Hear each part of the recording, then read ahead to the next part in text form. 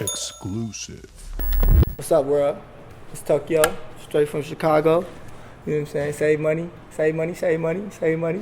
Yeah. Save money. Opposites attract, and I'm dominant. You always land on your back, but it's okay, I'm on top of it. I take charges for quite the effort. We vibe together and lie together, then pack bags, then we fly together. Decide whenever you wanna kill time together and have a family grow old, then we die together. Decide whether you with it, cause if not, then like a leopard, the next girl getting spotted. And I ain't tripping, I got options. But if you bout it, I'm bout it. But for now, let these sonics get you hooked on phonics. I'm like. So throughout your career, you've been performing under a lot of names. So you've gone by your actual name, Preston, for a while, and Towkio Sean. Why'd you settle on Towkio? Because, well, I was trying to go with the vision and the brand.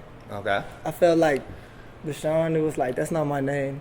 So it's like, the brand also is ambiguous, you know what I mean? Like, it's not just a character's name, you know what I mean? It has more meaning to that, you know? Yeah. It's like, you know what I mean? It has more meaning to it now. What meaning is that? Well, I mean, it's whatever you wanna, the way you see the brand, but the way everything that I create and make is gonna show you what the brand embodies. Right. If that makes sense. Yeah, totally. So, you know what I mean? When you see Towkio, it's not just like, oh, that's somebody's name. You know what I mean? Or that's you. That's a complete package. Right. Yeah, so you grew up in Avondale? Avondale area, Irving Park area, it's like for Pulaski. So when was the moment you got into music? Shit, I've always been rapping. I don't know. I mean, I think I wrote a poem in like 4th grade. And then I was like, damn, this is kind of raw. Yeah. What was it about? I don't know. I think it was about a girl. I remember the just gym class hero thing with the sloppy love jingle. Right, I remember Shout out to Travis McCoy. He the man. Yeah. And I was like, I used to tell girls that poem, tell them I wrote it. And then I wrote another poem just like it. And then when I started performing that poem, I'm like, damn. Then I started rapping like in 7th and 8th grade. I had songs up on MySpace.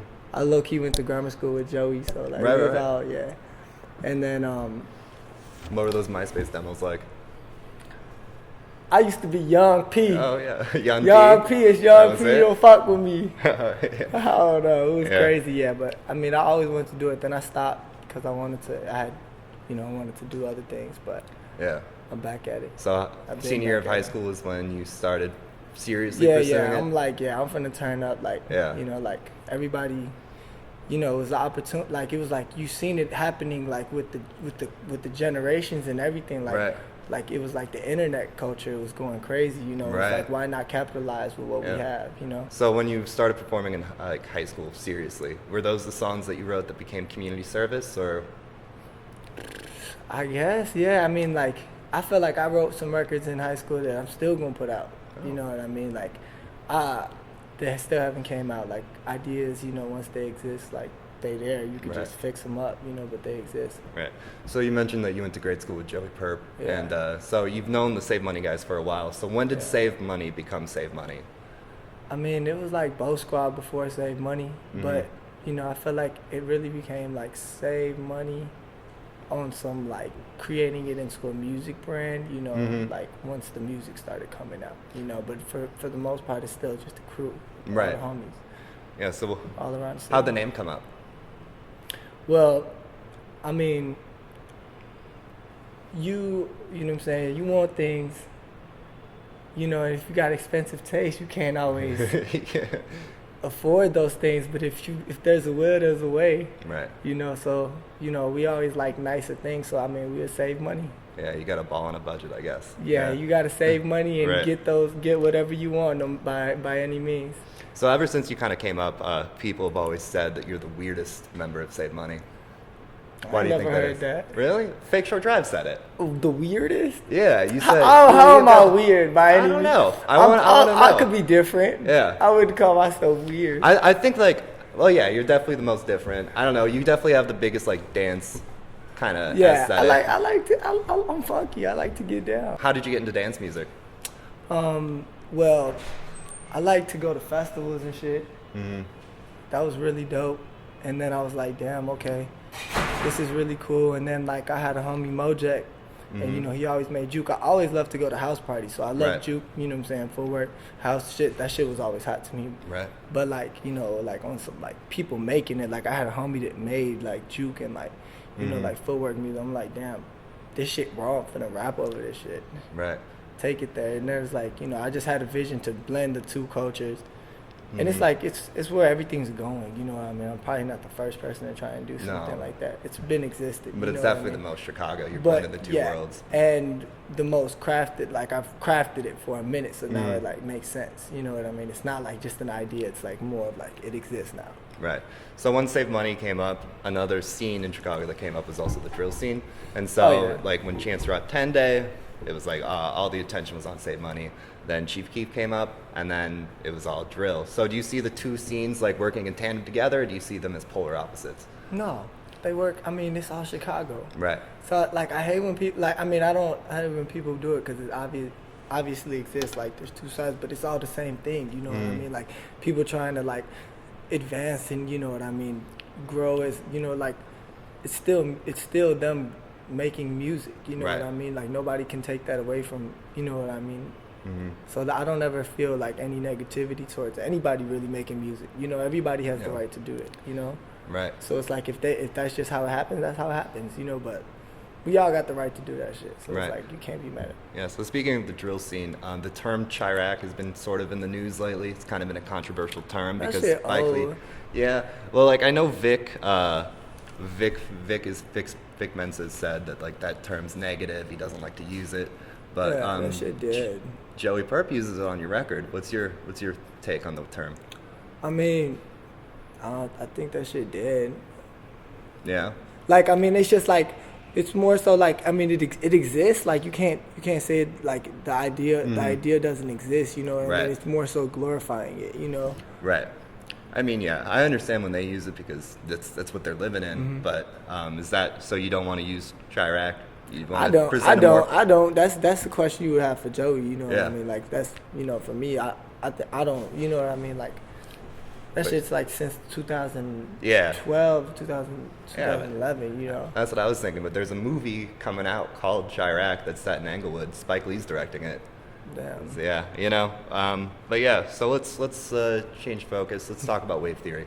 Okay. So Wave Theory has been a project that's been coming out for a long time. So it's coming out next Tuesday. Yeah. Finally happening. So 2 years you've been working on it. That sounds crazy. Yeah. I mean, like, 2 years. Like, I've been working on music, and you know, I would say that I've been working on music and learning how to fully make music. Right. You know, so Wave Theory is an idea that has existed for a long time. You know, but it's like when the first real Wave Theory record got made. You know. Yeah, it was like, you know, like about a year or two. Was I Know You the first Wave Theory record? I'll say I Know You, yeah. I Know You was. And then it was like I made a bunch of records and then I Knew You was off of it. But I just feel like when I made I Know You, that was like the start of what I was doing. Yeah, so let's talk about the Wave Theory concept. So it's a concept that keeps coming up throughout the record. And you explained it on the first track, but what is Wave Theory? Well, it's really just, you know, the idea of being conscious of, you know, energies and frequencies. Yeah. And you know what I mean? When you are, you know, I feel like I'm a pretty like much like a happy person. Yeah. Because I have a certain understanding on these things. You know, and it's like it takes time to learn, you know what I mean, in general with anything, but it's just an idea that I'm offering, you know what I mean? It's my view on how things, it's my perception that I'm offering. Anybody can perceive it however they want, you know what I mean? But I feel like I'm giving an opinion that a lot of people feel, but nobody's really put an idea and word and object to, you know? Yeah. So for people who want like a sentence to explain what Wave Theory is, can you do that, or is it more just like listen to the record and find out for yourself? Okay, I would say it like this, quoting Deepak Chopra, a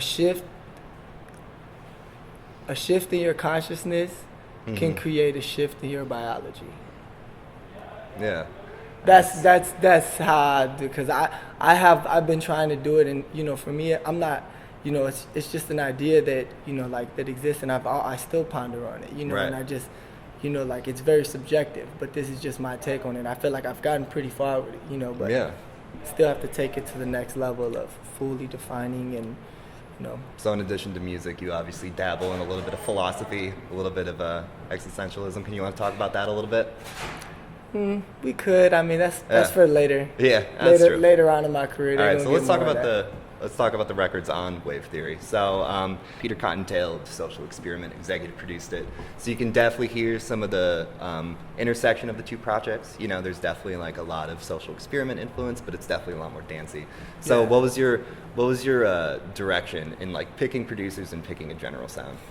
Well, it wasn't, you know, like it it all happens. You know what I mean? Like I pick records and ideas that I get attached to, and then you just build them, you know, and for the most part, you know, like I don't really know. Like I had idea, you know, like every time I pick a record or where I'd want to take it, I had full intentions of where I was gonna take it, and then like it's just you take it one song at a time until you have a full like, you know what I mean? Like it all just fits together, you know. So I think there's some records, a lot of the records that, you know, they were started and then, you know, Peter would come in and, you know, then it would change, and then, you know, like some of these records been changed 100,000 of the time, you know. Like, you know, and they still can keep changing, honestly, but. Yeah. So for the features you have on the record, you kind of kept it in-house for like people you've been working with for a long time. Chance the Rapper's on a couple tracks, Leather Chords are on God and Me, which was one of the hardest hitting songs on the record. So what was your decision to like keep it with people you're working with? Why not? Cause like that's all I need. Yeah, you just need Save Money? Yeah, that's all I need is my people, man. Like, you know, we don't really need to. I feel like we could take the game. Yeah. So there's no dream collabs coming up. No. Oh hell yeah! I'm gonna get some dream collabs. Oh, who list them? Man. Let's shout them out right now. I don't know. I think if I made a record, man, I don't know. It's like I just don't want to jinx nothing. You know what I'm saying? So like, this is how these things start. Yeah. You've said Lil Wayne's your favorite rapper. Oh yeah, right? Lil Wayne. Hell yeah! If I could get Lil Wayne, come on, Wayne, fuck with me, man. Yeah. I mean, fuck that, if this happens, this is where it started in this bar downtown Chicago. Hell yeah. Who else? Wayne. I don't know. I want to get Diddy on the record. Yeah. I want to get Diddy. Yeah. Sweet. I'm thinking pretty crazy, but you know, I'm gonna keep those under wraps though, cause I feel like things are gonna come when they need to come. Weezy, if you're watching. Yeah. This guy Towkio. Yeah. My man. So since Chance kind of broke out, he's been spending half his time in Chicago and California. I know you just got back from Coachella. Are you gonna stay in Chicago, or are you gonna spend some time back and forth? So. No, I'm gonna be here. I'll be back and forth, but I'm gonna be here. I love Chicago. This is what made me. Yeah. So like, and it's like I've kind of been lucky to have homies that's like can tell me and give me advice. Like I love LA. I think I want to keep liking going over there for short periods of time versus like fully going over there. More of a vacation. That shit don't feel real to me. Yeah. That shit not like that. It's like this is real. Like this is. You know what I'm saying? It's the crib. Yeah, right on. You're doing 2 shows in Chicago coming up. You got Metro, which has a really hot lineup. We gonna sell it. We gonna sell it out. We gotta sell it out. We gonna sell it out. You want to talk about who you have on the bill? Yeah, my girl Kaylani. She's a superstar. You know, she's about to drop her project the same day as me. Sweet. She's about to go crazy. Then we got DJ Spin. Legend.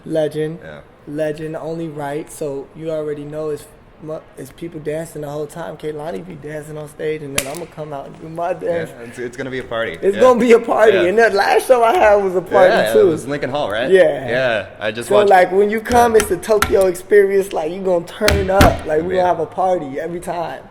Yeah. Any crazy light shows or? You already know all of that got to be in store on deck. All right. Yeah, so with your project dropping, we got hopefully something from Chance and Kanye coming real soon. Kendrick, is 2015 the best year for hip hop? I think it's like everything happens, you know, like in waves, you know, and like so patterns, and you know, there's like whenever there's like a drought, there's obviously gonna be a bloom, and that shit about to happen. Right on.